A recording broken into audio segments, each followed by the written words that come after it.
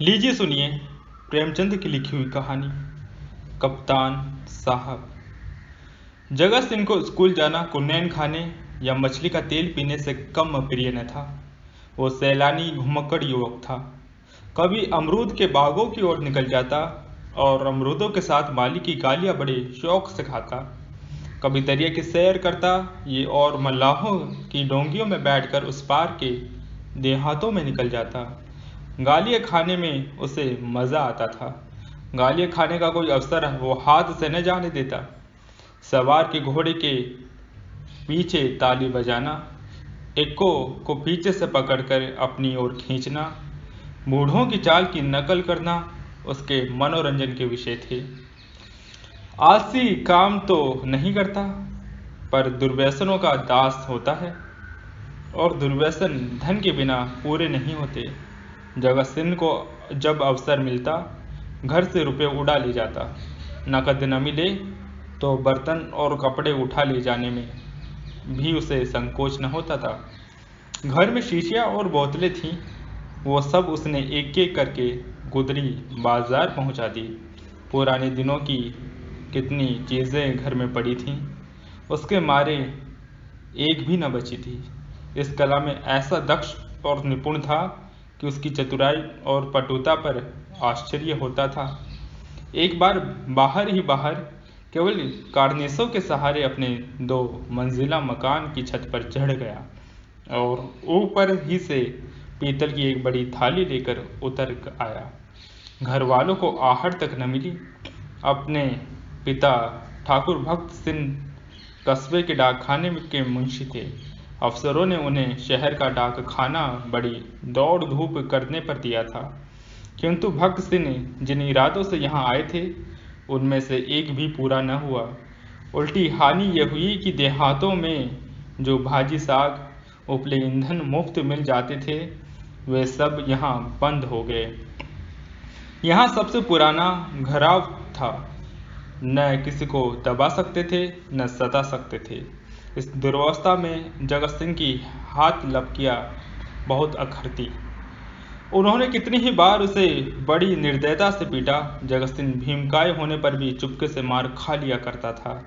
अगर वो अपने पिता के हाथ पकड़ लेता तो वो हिल भी न सकते, पर जगत सिंह इतना सीना जोर न था। हाँ, मारपीट घुड़की धमकी किसी का भी उस पर असर न होता था।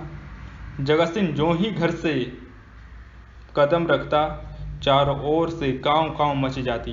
माँ दूर दूर करके दौड़ती, बहनें गालियाँ देने लगती, मानो घर में कोई सांड घुस आया हो। बेचारा उल्टे पांव भागता। कभी कभी 2-2, 3-3 दिन भूखा रह जाता। घर वाले उसकी सूरत से जलते थे। इन तिरस्कारों ने उसे निर्लज्ज बना दिया था। कष्टों के ज्ञान से वो निर्द्वंद सा हो गया था। जहाँ नींद आ जाती वहीं पड़ा रहता, जो कुछ मिल जाता वही खा लेता।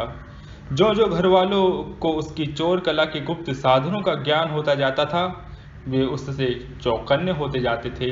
यहाँ तक कि एक बार पूरे महीने भर तक उसकी दाल न गली।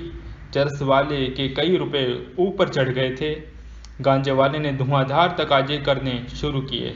हलवाई कड़वी बातें सुनाने लगा। बेचारे जगत को निकलना मुश्किल हो गया। रात दिन ताक झांक में रखता पर घात न मिलती थी। आखिर एक दिन बिल्ली के भांगो छींका टूटा। भक्त सिंह दोपहर को डाक खाने से चले तो एक बीमा रजिस्ट्री जेब में डाल ली। कौन जाने कोई हरकारा या डाकिया शरारत कर जाए। किंतु घर आए तो लिफाफे को अकचिकन की जेब से निकालने की सुधि न रही। जगत सिंह तो ताक लगाए हुए था। पैसे के लोभ से जेब टटोली तो लिफाफा मिल गया। उस पर कई आने के टिकट लगे थे। वो कई बार टिकट चुरा कर आधे दामों पर बेच चुका था। चट लिफाफा उड़ा दिया। यदि उसे मालूम होता कि उसमें नोट हैं तो कदाचित वो न छूता, लेकिन जब उसे लिफाफा फाड़ डाला तो उसमें से नोट निकल पड़े तो वो बड़े संकट में पड़ गया। वो फटा हुआ लिफाफा गला फाड़ फाड़ कर उसके दुष्कृत्य को धिक्कारने लगा। उसकी दशा उस शिकारी की सी हो गई जो चिड़ियों का शिकार करने जाए और अनजान में किसी आदमी पर निशाना मार दे। उसके मन में पश्चाताप था, लज्जा थी, दुख था, पर उसे भूल का दंड सहने की शक्ति न थी।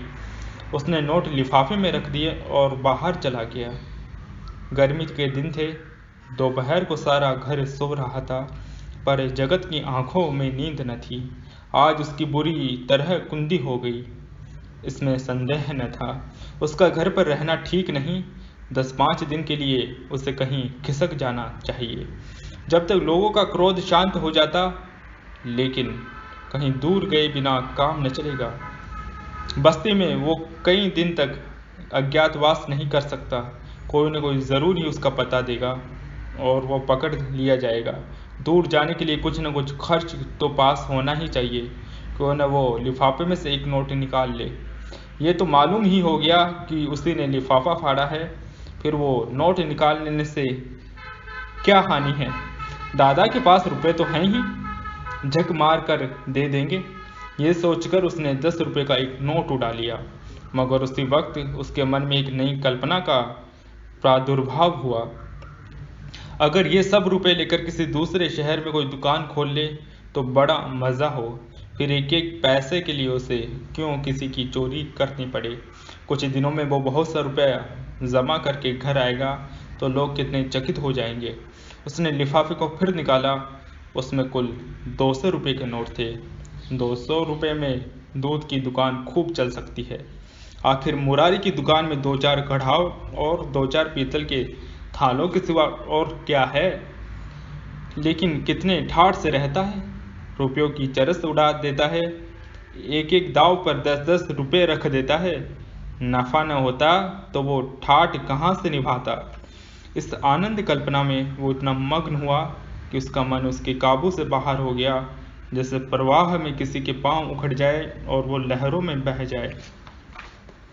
उसी दिन शाम को वो बम्बई चल दिया। दूसरे ही दिन मुंशी भक्त सिंह पर गबन का मुकदमा दायर हो गया। बम्बई के किले के मैदान में बैंड बज रहा था और राजपूत रेजिमेंट के सजीले सुंदर जवान कवायद कर रहे थे। जिस प्रकार हवा बादलों को नए नए रूप में बनाती और बिगाड़ती है, उसी भांति सेवा का नायक सैनिकों को नए नए रूप में बना बिगाड़ रहा था। जब कवायद खत्म हो गई तो एक छरहरे डील का युवक नायक के सामने आकर खड़ा हो गया। नायक ने पूछा, क्या नाम है? सैनिक ने फौजी सलाम करके कहा, जगत सिंह। क्या चाहते हो? फौज में भर्ती कर लीजिए। मरने से तो नहीं डरते? बिल्कुल नहीं, राजपूत हूँ। बहुत कड़ी मेहनत करनी पड़ेगी? इसका भी डर नहीं। अदन जाना पड़ेगा? खुशी से जाऊंगा। कप्तान ने देखा, बला का जाहिर जवाब, मन चला, हिम्मत का धनी जवान है, तुरंत फौज में भर्ती कर लिया। तीसरे दिन रेजिमेंट अदन को रवाना हुआ। मगर जो जो जहाज आगे चलता था, जगत का दिल पीछे रह जाता था। जब तक जमीन का किनारा नजर आता रहा, वो जहाज के डेक पर खड़ा अनुरक्त नेत्रों से उसे देखता रहा। जब वो भूमि तट से जल में विलीन हो गया तो उसने एक ठंडी सांस ली और मुंह ढांप कर रोने लगा। आज जीवन में पहली बार उसे प्रियजनों की याद आई। वो छोटा सा अपना कस्बा, वो गांजे की दुकान, वो सैर सपाटे, वो सुहृद मित्रों के जमघट आंखों में फिरने लगे। कौन जाने फिर कभी उनसे भेंट होगी या नहीं। एक बार वो इतना बेचैन हुआ कि जी में आया, पानी में कूद पड़े। भगत सिंह को अदन में रहते 3 महीने गुजर गए। भांति भांति की नवीनताओं ने कई दिन तक उसे मुक्त किए रखा, लेकिन पुराने संस्कार फिर जागृत होने लगे। अब कभी कभी उसने स्नेहमयी माता की याद आने लगी, जो पिता के क्रोध, बहनों के धिक्कार और स्वजनों के तिरस्कार में भी उसकी रक्षा करती थी। उसे वो दिन याद आया जब एक बार वो बीमार पड़ा था। उसके बचने की कोई आशा न थी, पर न तो पिता को उसकी कुछ चिंता थी, न बहनों को। केवल माता थी जो रात की रात उसके सिरहाने बैठी हुई अपनी मधुर स्नेही बातों से उसकी पीड़ा शांत करती रहती थी। उन दिनों कितनी बार उसने उस देवी को नीरव रात्रि में रोते देखा था। वो स्वयं रोगों से जीर्ण हो रही थी, लेकिन उसकी सेवा शुश्रूषा में वो अपनी व्यथा को ऐसी भूल गई थी मानो उसे कोई कष्ट ही नहीं। क्या उसे माता के दर्शन फिर होंगे? वो इसी शोक और नैराश्य में समुद्र तट पर चला जाता और घंटों अनंत जल प्रवाह को देखता रहता। कई दिनों से उसे घर पर एक पत्र भेजने की इच्छा हो रही थी, किंतु लज्जा और गलानी के कारण वो टालता जाता था। आखिर एक दिन उससे न रहा गया। उसने पत्र लिखा और अपने अपराधों के लिए क्षमा मांगी। पत्र आदि में अंत तक भक्ति से भरा हुआ था। अंत में उसने इन शब्दों में अपनी माता को आश्वासन दिया था, माता जी, मैंने बड़े बड़े उत्पात किए हैं, आप लोग मुझसे तंग आ गई थी। मैं उन सारी भूलों के लिए सच्चे हृदय से लज्जित हूँ और आपको विश्वास दिलाता हूँ कि जीता रहा तो कुछ न कुछ करके दिखाऊंगा। तब कदाचित आपको मुझे अपना पुत्र कहने में संकोच न होगा। मुझे आशीर्वाद दीजिए कि अपनी प्रतिज्ञा का पालन कर सकूं। यह पत्र लिखकर उसने डाक खाने में छोड़ा और एक दिन में उत्तर की प्रतीक्षा करने में लग गया, किंतु एक महीना गुजर गया और कोई जवाब न आया। उसका जी घबराने लगा। जवाब क्यों नहीं आता? कहीं माताजी बीमार तो नहीं है? शायद दादा ने क्रोधवश जवाब न लिखा होगा। कोई और विपत्ति तो नहीं आ पड़ी? कैंप में एक वृक्ष के नीचे कुछ सिपाहियों ने शालिग्राम की एक मूर्ति रख छोड़ी थी। कुछ श्रद्धालु सैनिक रोज उस प्रतिमा पर जल चढ़ाया करते थे। जगत सिंह उनकी हंसी उड़ाया करता, पर आज वो विक्षिप्तों की भांति प्रतिमा के सम्मुख जाकर बड़ी देर तक मस्तक झुकाए बैठा रहा। वो इस ध्यानावस्था में बैठा था कि किसी ने उसका नाम लेकर पुकारा। ये दफ्तर का चपरासी था और उसके नाम की चिट्ठी ले आया था। जगत सिंह ने पत्र हाथ में लिया तो उसकी सारी देह कांप उठी। ईश्वर की स्तुति करके उसने लिफाफा खोला और पत्र पढ़ा। लिखा था, तुम्हारे दादा को गबन के अभियोग से 4 वर्ष की सजा हो गई। तुम्हारी माता इस शोक में मरणासन्न है। छुट्टी मिले तो घर चले आओ। जगत सिंह ने उसी वक्त कप्तान के पास जाकर कहा, हुजूर, मेरी माँ बीमार है, मुझे छुट्टी दे दीजिए। कप्तान ने कठोर आंखों से देखकर कहा, अभी छुट्टी नहीं मिल सकती, तो मेरा इस्तीफा ले लीजिए। अभी इस्तीफा नहीं लिया जा सकता। मैं अब एक क्षण नहीं रह सकता। रहना पड़ेगा। तुम लोगों को बहुत जल्द लाम पर जाना पड़ेगा। लड़ाई छिड़ गई। अब मैं घर नहीं जा पाऊंगा। ओह, हम लोग कब तक यहाँ से जाएंगे? बहुत जल्द, 2 ही 4 दिनों में। 4 वर्ष बीत गए। कैप्टन जगत सिंह का सा योद्धा उस रेजिमेंट में नहीं है। कठिन अवस्थाओं में उसका साहस और भी उत्तेजित हो जाता है।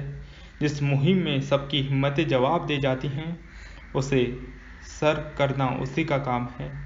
हल्ले और धावे में सदैव आगे रहता है। उसकी त्योरियों पर कभी मैल नहीं आता। इसके साथ ही वो इतना विनम्र, इतना गंभीर, इतना प्रसन्न चित्त है कि सारे अफसर और मातहत उसकी बढ़ाई करते हैं। उसका पुनर्जीवन सा हो गया। उस पर अफसरों को इतना विश्वास है कि अब वे प्रत्येक विषय में उससे परामर्श करते हैं। जिससे पूछिए वहीं वीर जगत सिंह की बुरादुली सुना देगा। कैसे उसने जर्मनों की मैगजीन में आग लगाई, कैसे अपने कप्तान को मशीन गनों की मार से निकाला, कैसे अपने एक मातहत सिपाही को कंधे पर लेकर निकल आया। ऐसा जान पड़ता था उसे अपने प्राणों का मोह ही नहीं, मानो वो काल को खोजता फिरता हो। लेकिन नित्य रात्रि के समय जब जगत सिंह को अवकाश मिलता है, वो अपनी छोलदारी में अकेले बैठकर घर वालों की याद कर लिया करता है। 2-4 आंसू की बूंदें अवश्य गिरा देता है। वो प्रति मास अपने वेतन का बड़ा भाग घर भेज देता है और ऐसा कोई सप्ताह नहीं जाता जबकि वो माता को पत्र न लिखता हो। सबसे बड़ी चिंता उससे अपने पिता की है, जो आज उसी के दुष्कर्मों के कारण कारावास की यातना झेल रहे हैं। हाय, वो कौन दिन होगा जबकि वो उनके चरणों पर सिर रखकर अपना अपराध क्षमा कर आएगा और वो उसके सिर पर हाथ रखकर आशीर्वाद देंगे। 4.25 वर्ष बीत गए। संध्या का समय है। नैनी जेल के द्वार पर भीड़ लगी हुई है। कितने ही कैदियों की मियाद पूरी हो गई है। उन्हें लीवा जाने के लिए उनके घर वाले आए हुए हैं, किंतु बूढ़ा भक्त सिंह अपनी अंधेरी कोठरी में सिर झुकाए उदास बैठा हुआ है। उसकी कमर झुककर कमान हो गई है, देह अस्थि पंजर मात्र रह गई है। ऐसा जान पड़ता है कि चतुर शिल्पी ने एक अकाल पीड़ित मनुष्य की मूर्ति बनाकर रख दी है। उसकी भी मियाद पूरी हो गई है, लेकिन उसके घर में कोई नहीं आया। आए कौन?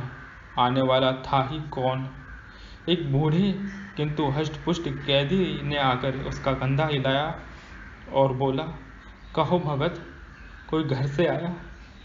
भक्त सिंह ने कंपित कंठ स्वर से कहा, घर पर है ही कौन? घर तो चलोगे? मेरे घर कहाँ है? तो क्या यहीं पड़े रहोगे? अगर ये लोग निकाल न देंगे तो यहीं पड़ा रहूंगा। आज 4 साल के बाद भक्त सिंह को अपनी प्रताड़ित निर्वासित पुत्र की याद आ रही थी, जिसके कारण जीवन का सर्वनाश हो गया, आबरू मिट गई, घर बर्बाद हो गया। उसकी स्मृति भी उन्हें असह्य थी, किंतु आज नैराश्य और दुख के अथाह सागर में डूबते हुए उन्होंने उसी तिनके का सहारा लिया। न जाने उस बेचारे की क्या दशा हुई। लाख बुरा है तो भी अपना लड़का है, खानदान की निशानी तो है। मरूंगा तो 4 आंसू तो बहाएगा, 2 चिल्लू पानी तो देगा। हाय, मैंने उसके साथ कभी प्रेम का व्यवहार नहीं किया। जरा भी शरारत करता तो यमदूत की भांति उसकी गर्दन पर सवार हो जाता। एक बार रसोई में बिना पैर धोए चले जाने के दंड में मैंने उसे उल्टा लटका दिया था। कितनी बार केवल जोर से बोलने पर मैंने उसे तमाचे लगाए थे। पुत्र सा रत्न पाकर मैंने उसका आदर न किया। उसी का दंड है। जहाँ प्रेम का बंधन शिथिल हो, वहाँ परिवार की रक्षा कैसे हो सकती?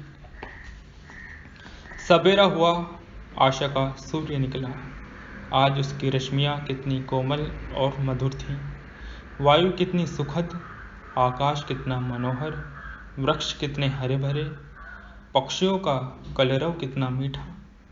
सारी प्रकृति आशा के रंग में रंगी हुई थी, पर भक्त सिंह के लिए चारों ओर घोर अंधकार था। जेल का अफसर आया। कैदी एक पंक्ति में खड़े हुए। अफसर एक एक का नाम लेकर रिहाई का परवाना देने लगा। कैदियों के चेहरे आशा से प्रफुल्लित हो गए। जिसका नाम आता वो खुश खुश अफसर के पास जाता, परवाना लेता, झुककर सलाम करता और तब अपने विपत्ति काल के संगियों से गले मिलकर बाहर निकल आता। जब घर वाले दौड़कर उससे लिपट जाते, कोई पैसे लुटा रहा था, कहीं मिठाइयाँ बांटी जा रही थी, कहीं जेल के कर्मचारी को इनाम दिया जा रहा था। आज नरक के पुतले विनम्रता के देवता बने हुए थे। अंत में भक्त सिंह का नाम आया। वह सिर झुकाए आहिस्ता आहिस्ता जेलर के पास आ गए और उदासीन भाव से परवाना लेकर जेल के द्वार की ओर चले, मानो सामने कोई समुद्र लहरें मार रहा हो। बाहर निकलकर वो जमीन पर बैठ गए। कहाँ जाए? सहसा उन्होंने एक सैनिक अफसर को घोड़े पर सवार जेल की ओर आते देखा। उसकी देह पर खाकी वर्दी थी, सिर पर 4 कोबी साफा, अजीब शान से घोड़े पर बैठा हुआ था। उसके पीछे पीछे एक फिट्टन आ रही थी। जेल के सिपाहियों ने अफसर को देखते ही बंदूकें संभाली और लाइन में खड़े होकर सलाम किया। भक्त सिंह ने मन में कहा, एक भाग्यवान वो है जिसके लिए फिटन आ रही है, और एक अभागा मैं हूँ जिसका कहीं ठिकाना नहीं। फौजी अफसर ने इधर उधर देखा और घोड़े से उतरकर सीधे भक्त सिंह के सामने आकर खड़ा हो गया। भक्त सिंह ने उसे ध्यान से देखा और तब चौंक कर उठ खड़े हुए और बोले, अरे बेटा जगत सिंह। जगत सिंह रोता हुआ उनके पैरों पर गिर पड़ा।